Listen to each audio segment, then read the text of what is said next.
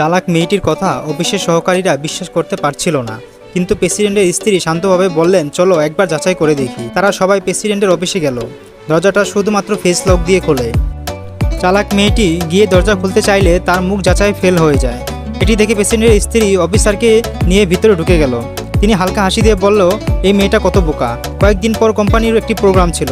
চালাক মেয়েটি মঞ্চে ভাষণ দিতে বলা হলো, কিন্তু সে হঠাৎ করে বলল, আমার মাথা ঘুরছে, আমি ভাষণ দিতে পারবো না। সে অজুহাত দেখিয়ে প্রেসিডেন্টের স্ত্রীকে অনুরোধ করলো তার জায়গায় যেন সে ভাষণ দেয়।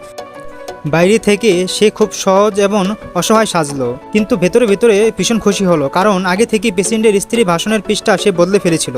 যখন প্রেসিডেন্টের স্ত্রী রাজকীয় পোশাক পরে প্রোগ্রামে ঢুকলেন, সবাই চোখ তার সৌন্দর্যে মুগ্ধ হয়ে গেল।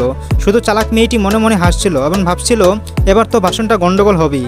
কিন্তু প্রেসিডেন্টের স্ত্রী আত্মবিশ্বাস নিয়ে ভাষণ দিলেন, সবাই স্তব্ধ হয়ে গেলেন। কিন্তু চালাক মেয়েটি নীরবে হাসছিল, কারণ পুরো ষড়যন্ত্রটা তার সাজানো ছিল।